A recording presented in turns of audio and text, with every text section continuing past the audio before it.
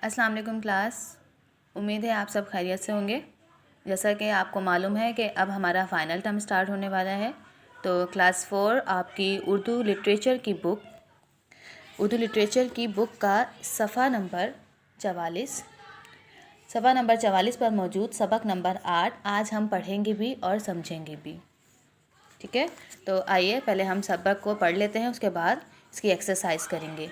तो सबक का नाम है पोशीदा ख़जाना।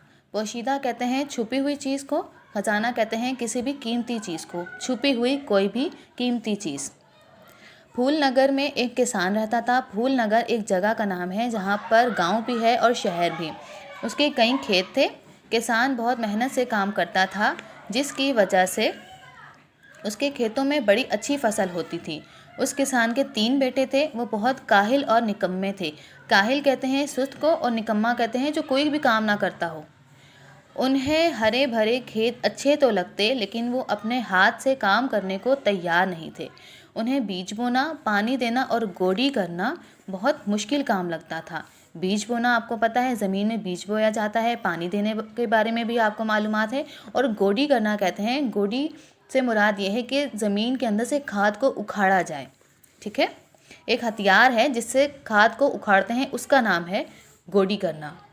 इसी तरह वक्त गुजरता रहा। किसान बूढ़ा हो गया और बीमार रहने लगा। वो अब खेतों में काम करने के काबिल ना रहा। उसके बावजूद उसके बेटों ने अपनी आदत ना बदली। आखिर एक दिन उसने अपने बेटों को बुलाकर कहा, बच्चों, अब मैं बूढ़ा हो गया हूँ और मेरी ज़िंदगी के चंद दिन बाकी हैं। आज मैं तुम्हें एक राज की बात बताना चाहता हूँ। तुम्हारे दादा जान ने किसी एक खेत में बहुत बड़ा ख़जाना दबा रखा है। मुझे तो वो मिला नहीं, लेकिन अगर तुम लोग कोशिश करके उसे तलाश कर लो तो बहुत जल्द अमीर हो सकते हो।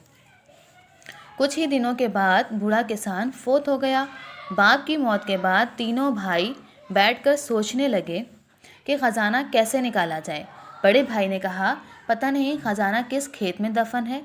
अगर मालूम होता तो हम वही जगह खोद लेते और ख़जाना निकाल लेते। स्टार्ट में क्या बताया कि बेटे काहिल और निकम्मे हैं, मतलब सुस्त हैं और कोई काम करना अच्छा नहीं समझते, किसी काम को करने में उन्हें दिलचस्पी नहीं है। तो इसीलिए उनके दिमाग में फ़ौरन क्या सोच आई कि सिर्फ उसी जगह को खोद लिया जाए कि जहाँ पर ख़जाना दफन है। कहीं ऐसा ना हो कि हमारे साथ कि हमें सारे खेत खोदना पड़ जाए, मतलब काम से फिर वो जी चुराने लगे। मंझला भाई बोला, मंझला कहते हैं दरमियाने भाई को, यानी जो 3 भाई हों उनमें जो दरमियाना भाई होगा वो मंझला भाई कहलाता है।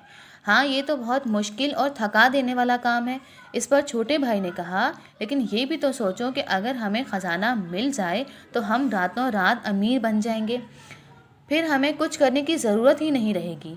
बड़े भाई ने कहा, ये बातें छोड़ो, पहले ये फैसला करो कि खुदाई कब शुरू की जाए और कहाँ से की जाए। छोटा भाई बोला, भाई जब काम करना ही है तो क्यों ना आज से शुरू कर दें।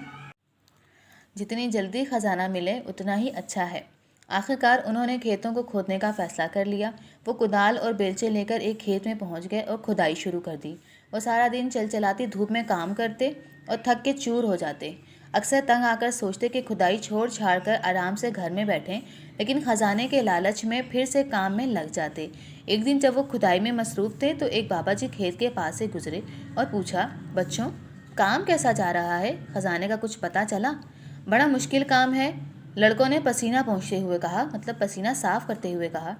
हम सारे ही खेत खो चुके हैं, लेकिन ख़जाने का दूर दूर तक पता नहीं। लगता है अब्बा जान ने हमें सज़ा देने के लिए ख़जाने की बात कही थी। बाबा जी बोले, खैर ऐसी भी कोई बात नहीं। तुम्हारे अब्बा जान ने जो कुछ कहा था तुम्हारी बेहतरी ही के लिए कहा था। अब तुमने ज़मीन तो खोद ही ली है, तो मेरी बात मानो तो इन खेतों में गंदुम बो दो। ख़जाना ना सही, गंदुम ही सही।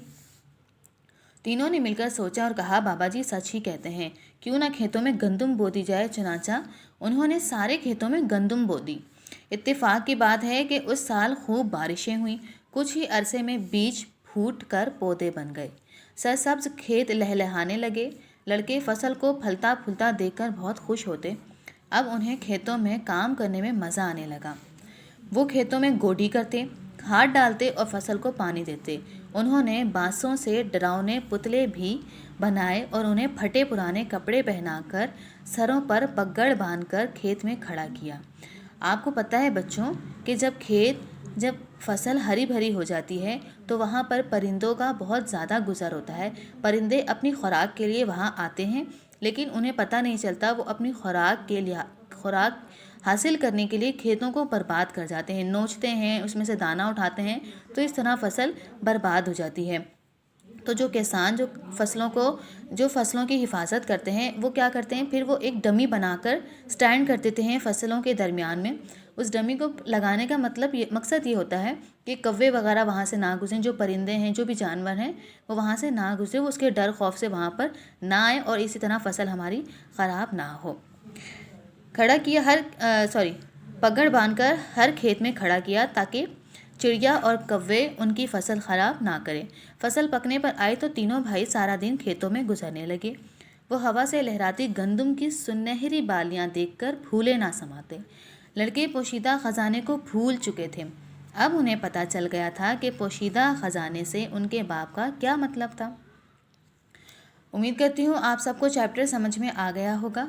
पोशीदा मैंने आपको स्टार्ट में ही बताया था कि पोशीदा कहते हैं छुपे हुए को, और ख़जाना कहते हैं किसी भी कीमती चीज़ को।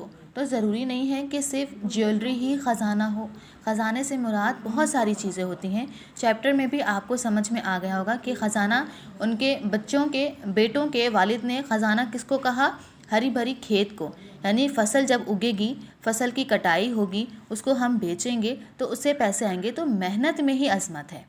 ठीक है, उम्मीद है आप सबको चैप्टर समझ में आ गया होगा। अब नेक्स्ट वीडियो में हम आपको इसकी एक्सरसाइज करवाएंगे। ठीक है।